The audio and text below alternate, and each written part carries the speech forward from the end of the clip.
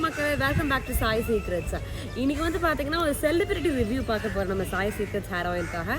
And இது paid promotion கிடையாது. அவங்க என்ன சொல்லியிருக்காங்கன்னு கேட்கலாம் வாங்க.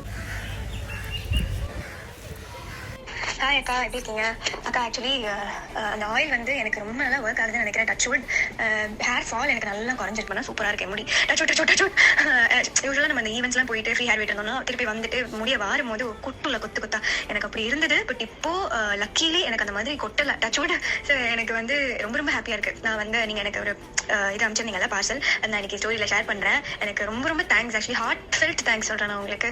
ரொம்ப ரொம்ப ஹாப்பியாக இருக்குது. எனக்கு என் முடி கொட்டாமல் இருக்கிறது. டச்வுட் பயமாக இருக்கு எனக்கு திருப்பி எதுவும் கொட்டக்கூடாது அப்படின்னு.